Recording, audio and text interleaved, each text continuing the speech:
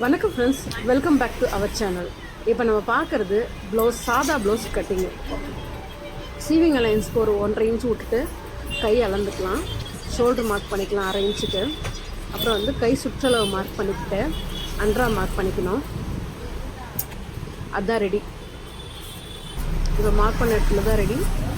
இப்போ எங்கே தையல் வரப்போகுதுன்றதையும் மார்க் பண்ணி காமிக்கிறேன் பாருங்கள். ஆழம் கழிச்சிக்கலாம். ஆழம் கழிச்சிட்டு எங்கே ரெடி வருதுன்னு மார்க் பண்ணுறேன் பாருங்கள்.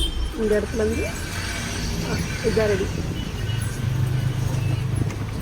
அப்புறம் இப்போ முதுகு பார்க்கலாம். கீழே வந்து சீவிங் அலைன்ஸ்க்கு ஒரு 1.5 இன்ச் விட்டுருங்க.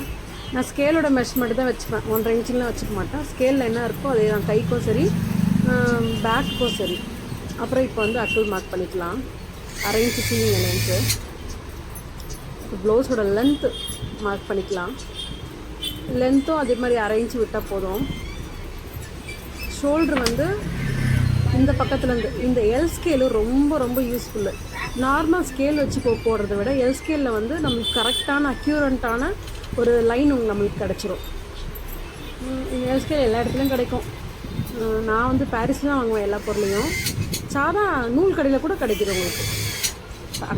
பக்கத்தில் எங்கன்னா நூல் கடை இருந்தால் போய் வாங்கிக்கோங்க. ஷோல்டர் கரெக்டாக இழுத்து பிடிக்கணும். ஆனால் வந்து விரித்து பிடிச்சிடக்கூடாது, குறுக்கி பிடிக்கணும். ஷோல்டர் மெஷர்மெண்ட் கரெக்டாக முன் பக்கத்துக்கு 1/4 இன்ச்சும் அக்குள் பக்கமாக வந்து 1/2 இன்ச்சும் விட்டுக்கணும். இதுதான் உங்களுக்கு ரெடி. ப்ளவுஸோட ரெடி இது. எல்ஸ்கேல வச்சு போட்டுக்கோங்க. அதே மாதிரி அண்ட்ராமாக மார்க் பண்ணிக்கோங்க. அவ்வளோதான். ரேண்டமாகவே போட்டுக்கலாம். கரெக்டாக அக்யூரேட்டாக வந்துடும் உங்களுக்கு. ஆனால் குட்டியெல்லாம் போடக்கூடாது, லிமிட்டாக போடணும். அந்த ப்ளவுஸை பார்த்துக்கணும். முதல்ல அந்த ப்ளவுஸை பார்த்துட்டு தான் அதில் எப்படி தைச்சிருக்காங்கன்னு பார்த்து தான் நம்ம தைக்கணும். நம்ம இஷ்டத்துக்கும் குட்டியாகவும் பெருசாகவும் எதுவுமே போட்டக்கூடாது. கரெக்டாக எங்கெங்கே மார்க் பண்ணிட்டோமோ அதை வெட்டிக்கலாம். பேக் நெக்கை வெட்டிக்கலாம். அதுதான். இப்போ முதுகு ரெடி ஆகிடுச்சு. முதுகு பீஸு இப்போ நம்ம ஃப்ரண்ட்டுக்கு எடுத்துக்கலாம். முதுகு அப்படியே ப்ளேஸ் பண்ணிவிட்டு ஃப்ரண்ட்டுக்கான கோட்டு போட்டுக்கலாம். அப்புறம் ஷோல்ட்ரு சைடு பீஸுக்கான கோட்டை போட்டுக்கலாம். சைடு எப்படி மார்க் பண்ணுறதுன்னா, நம்ம அர்க்காத்து போட்ட பக்கத்துலேருந்து எங்கே அவங்க ரெடி கொடுத்துருக்காங்களோ அதை விட 1/2 இன்ச்சு கீழே வைக்கணும். அதே மாதிரி வந்து மேலே அதே மாதிரி மேலே இருக்கிறதுக்கும் 1/2 இன்ச்சு சீவிங் அலைன்ஸ் கொடுக்கணும். நெக்கு மட்டும் தான் நம்ம 1/4 இன்ச்சு கொடுக்க போகிறோம். ஃபுல்லாக அண்ட்ராம் எல்லாமே வந்து 1/2 இன்ச் தான் கொடுக்கணும். பட்டி எல்லாமே உங்களுக்கு 1/2 இன்ச் தான் சீவிங் அலைன்ஸ் கொடுக்கணும். பேக்கை போட்டு அப்படியே ப்ளேஸ் பண்ணிக்க வேண்டியது தான். பட்டி பீஸை மார்க் பண்ணிக்கலாம்.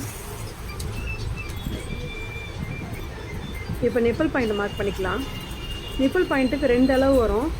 அவங்க கொடுத்துருக்க தையல் வரையும் ஒரு அளவும், அகெயின் தையல்லேருந்து கீழே இருக்கிற அந்த 3 இன்ச்சஸ்க்கு டாட்டடுக்கு ஒரு அளவும் வரும்.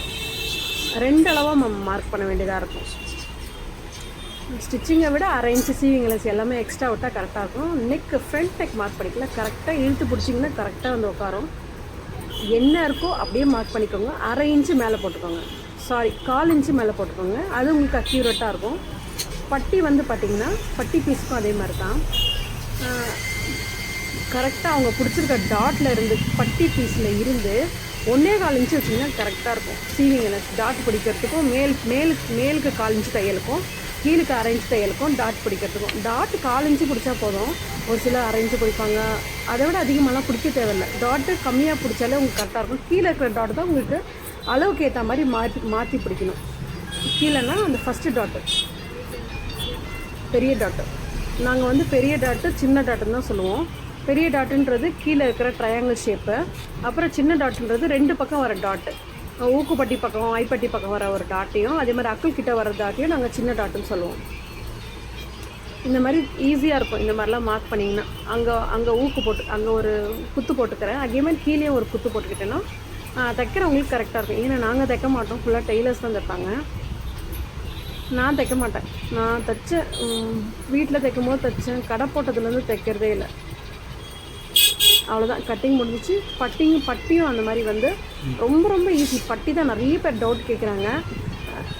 எட்ஜிலேருந்து ஒரு 4 இன்ச்சு வச்சு 1 இன்ச்சு கரெக்டாக மார்க் பண்ணிவிட்டு வெட்டிட்டிங்கன்னா பட்டி கரெக்டாக இருக்கும், அக்யூரேட்டாக இருக்கும். எனக்கு இது வரை ஃபால்ட்டு வந்ததே கிடையாது.